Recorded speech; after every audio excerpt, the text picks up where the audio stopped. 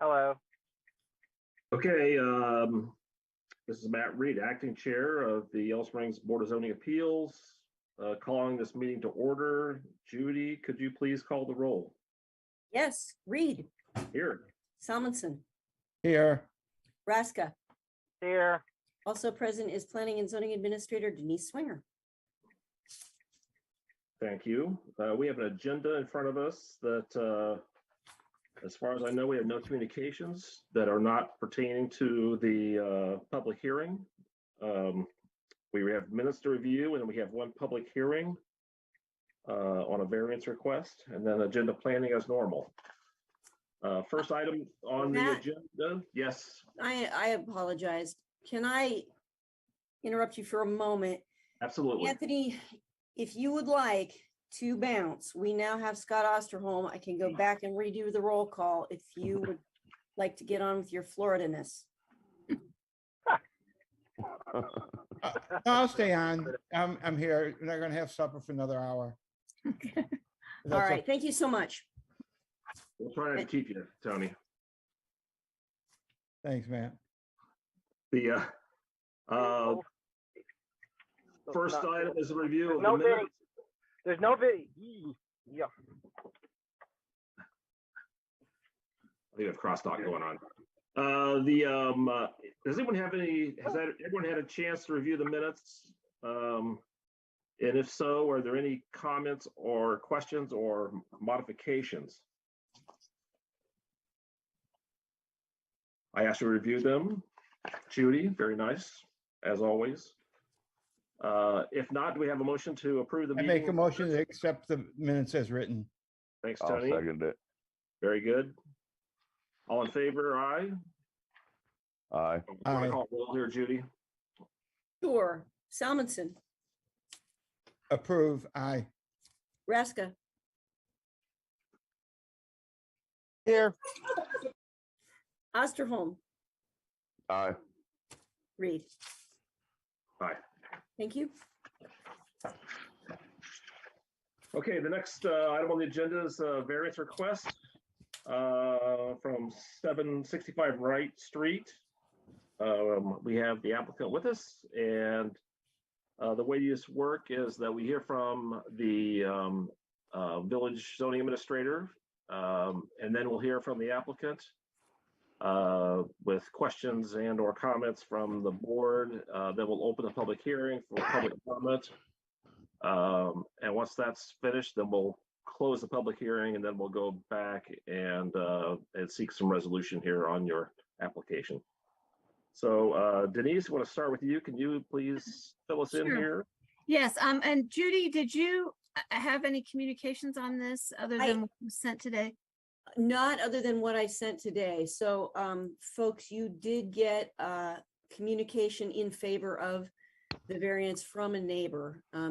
Yes. If all of you got that, so that was the Okay, only got that. communication. Okay. All right. So Laura Pardo has submitted this variance application, and what she's seeking is a 2-foot variance to the front yard requirement on fences. Front yard is 4 feet, and this would be 6 feet. I did go out and measure that from the ground to the top of the board is 6 feet. And in order to comply, she would have to remove 4 of the boards, those cross boards that you see in the photo in my staff report. She would be, if she does get this variance, she would be leveling off those posts so that they're equal with the board, because 6 feet is the very top of that board. And we measure from the ground up. She has that wall that's there, and that wall was there to mitigate her stormwater that was coming into her house. This was an ongoing problem for her. It wasn't something that Public Works could figure out. They didn't know why this was doing this. They later found out they had a couple floods around town, and what they discovered when they did some sort of, I don't know if they did camera work or what they did, was in one other location, they had a willow tree that had completely impacted the storm drain and caused a back flooding of a lot of people's basements over in the Kingsfield area. And then over on at her property, what they discovered was that and he suspects it was probably from the 90s when a house was built in the back of this property on Wright Street. The storm drain had been destroyed by when they went to do this new build, and they layered over it with blacktop and never fixed it. And so what was happening was, as that stormwater was crossing from her house under the street, going into the storm sewer drain, heading down towards Dayton Street, it ended up stopping at this location and then flowing back into her property. So she has fixed it, and so has the village fixed it. So hopefully she's not going to have any more issues with that. But in the meantime, she does have this this wall there, and she wanted to add some boards on it and to be able to cover her vehicles so you don't see those from the street. So what she's asking for is a 2-foot variance. Any questions for Denise?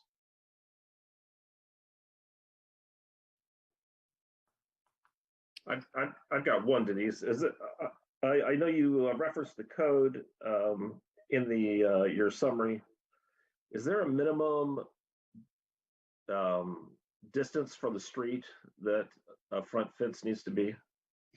No, a 4-foot fence can be cannot go encroach any beyond the property line.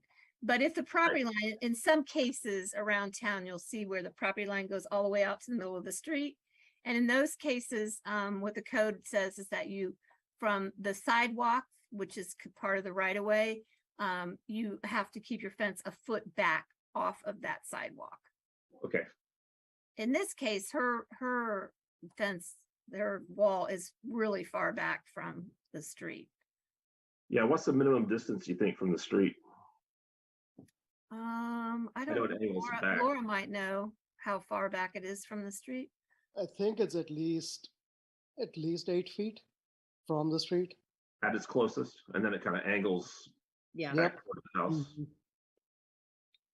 Yeah, I mean, I pulled my car in off the street quite a ways in. Now, it's probably what he's saying, at least eight feet from the right of way, which, you know, would encompass some of the swale that's in the front of their property, but from the actual street pavement, it's probably more than even 8 feet. Okay.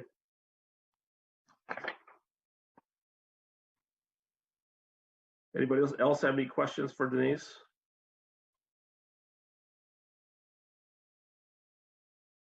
None here. Okay. Well, my only question is like, during the time of construction, were they aware of the limitations of the heights of the fence? Or was this found out afterwards? Do we have any clarification on that? Is this something I should answer, or? Yeah, I don't know if Denise or you, yeah, that would be fine. That's that, or do we have to go Well, I mean, another spot? I had talked with Laura quite some time ago when she was first building it, because there were these posts that were there and there wasn't any boards at that time. And I don't know if I stopped by, or I don't I remember. had stopped by because I had applied for it, you know, I Yeah. knew that there were some things. So that's why we actually stopped the construction. I kind of thought about it again and I'm like, oh, wait a minute. Maybe I should go and talk to the village about it again. Yeah. So I was the one who actually called. It wasn't any of the neighbors or anything. Yeah. Yeah, and we haven't really completed the 6 feet all around. Mhm. We did it not even halfway, maybe 40% of the way, and then kind of stopped doing it. We've completed 4 feet all the way around, but not 6 all the way around. Mhm. Okay, anything else, Scott? No, not this one. How about you, Matt? No, sir. Tony? I'm good. Okay. Well, if that's the case, and if we're done with hearing from the applicant and the zoning administrator, we'll open the public hearing. This is the portion of the variance request that the public can make comments on this. Since there is no one else online, and this was properly advertised, then it seems that we have no one willing to make comment other than the email we received earlier today. Yes. So if that's the case, then we will close the public comment period. And we will complete here our deliberations. Judy, do you want to go through our variance factors? The 8 of them, please. Yes, I will. And as we usually do, I'll read it off and give a pause. And if no one jumps right in and says, I've got a question about that, I will just proceed and read through the roll on that particular question. So we start with number 1, whether the property in question will yield a reasonable return or whether there can be any beneficial use of the property without the variance. Salmonson. Yes. Thank you. Raska. Yes. Osterholm. Yes. Reed. Yes. Next question, whether the variance is substantial. Raska. No. Salmonson. No. Osterholm. No. Reed. No. Third question, whether the essential character of the neighborhood would be substantially altered or whether adjoining properties would suffer a substantial detriment as a result of the variance. Osterholm. No. Salmonson. No. Raska. No. Reed. No. 4, whether the variance would adversely affect the delivery of governmental services such as water distribution, sanitary sewer collection, electric distribution, stormwater collection, or refuse collection. Raska. No. Salmonson. Did Johnny take a look at it? You're muted. Sorry, I No. muted myself to sneeze. Anyway, so Thank you no, for that. Johnny's aware of the property and he, it's not an issue. I mean, with any of their electric or water power services. No. Thank you. Osterholm. No. Reed. No. 5, whether the property owner purchased the property with knowledge of the zoning restriction. Osterholm. No. Raska. No. Salmonson. Yes. Reed. I say probably yes. Okay. 6, whether the property owner's predicament feasibly can be obviated through some method other than a variance. Salmonson. Yes. Raska. Yes. Osterholm. Yes. Reed. Yes. Okay, number 7, whether the existing conditions from which a variance is being sought were self-created. Salmonson. Yes. Raska. Yes. Osterholm. Yes. Reed. Yes. And number 8, whether the spirit and intent behind the zoning requirement would be observed and substantial justice done by granting the variance. Osterholm. Yes. Salmonson. Yes. Raska. Yes. Reed. Yes. Thank you. All right, thanks. And then I guess the next question that before us is someone want to make a motion. But before that, I have one question, Denise. I forgot to bring this up earlier. The house that's, I think, 2 houses south of them on the corner of Wright and what is that, South College? Okay, yes. It has a fence that's probably, it's over 4 feet tall, I believe, and much closer to the road. Is that because that's not a front yard, or is that, is it grandfathered in because it's old? If it's old, it's probably grandfathered in, but even if it's grandfathered in, I think that code probably was still in place back then with the same requirements. Okay. So I don't know. But I mean, I don't go actively looking for things that are already exist unless somebody calls and complains about it. So I can't say. That This if is. it's what you're thinking of, it didn't predate the code at all, and it certainly never came onto the radar. So Yeah.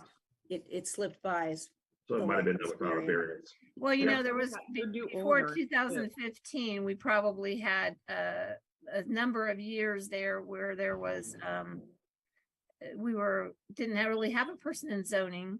And we were using some of the Greene County services and had somebody like one day a week in here. So who knows? Okay, I believe that particular property in the early 90s, there was a fire there. Oh, is this And one then- on the opposite side of the street? Yeah, No, there one was on a the fire corner. there. Catty corner from the ballpark. Yeah, That and too. and the code wouldn't allow them to rebuild until that new code came into play, I think. So I don't know. Or they had to do something weird with it. I don't know how they did that, but for a long time they weren't able to rebuild. okay. Okay, well, yeah, thanks for that. All that being said, does someone care to make a I motion? would make a motion, oh, this is tricky. I make a motion, we approve the variances requested. Is there a second? Motion seconded. Thank you. That was Matt, Judy. Thank you. Judy, All what- right. Also, we gotta deal with the minutes. I'm sorry. Can you repeat that? say it again, Matt? Also deal with the minutes after this, before any of us forget. Because we didn't approve the minutes from the last meeting. No, we did. You did. You- Yeah,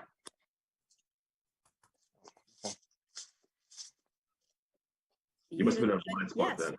Yes. You voted, yeah. Yeah. Yeah, you did. Cool. All right, That was Judy. roll call. All right, so now, I thought we were doing Yes. roll call again. My bad. just to be super clear now, we are taking a Voting on vote this on the motion. motion to approve the variance. Thank you. Salmonson, Yes. Osterholm, Yes. Raska. Yes, in favor of the variance Thank you, Reed. of the fence height. Yes. Thank you. All right, thanks, folks. Good luck with the fence. Okay. thank you. Thank you very much. Bye. Bye. Our next item is agenda planning. Do anything looming, Denise? No. There might, okay, there could be, but I don't know. Yet Glen Helen is wanting to do a parking lot and they off of 343 and I've talked this over with the attorney. They wanted to not have to follow any of the tree lawn requirements and landscaping of the parking lot. But we can't, planning commission doesn't have the ability to just waive something like that. So maybe at most they could come to BZA and for the 78 parking spaces would require 8 trees. And maybe they could get a variance to only have to do 4 trees, but I don't know. I thought they were going to turn in their application today, but I haven't seen it. So I don't know, but that could be coming up. Is 343, is that even village property in the city limit, village limit? Yeah, they annexed the entire thing back in 2018. So now we have all of it, all of the Glen. Oh, I forgot about that. Yep. Yike. I know. So yeah. That new boardwalk down there probably is not within code either. What is? Over the lake that beavers created, the boardwalk. Oh, yeah, I don't know. I don't know. I know that they had like a little footpath or something and they did come to me about that. It was okay. Just doing some work on a footpath. But yeah. So maybe we'll see them. I don't know. Or maybe they'll decide to just go ahead and put the trees in. Okay, Okey doke. well, with that, do we have a motion to adjourn? Motion to adjourn. I Second. second that. Any I'll third that. objections? No objections. I say we're adjourned. All right. All right. Good Thank night. you, everybody. Thanks a Thanks, lot, Alex. Anthony, Bye. for Everyone have a good taking one. time for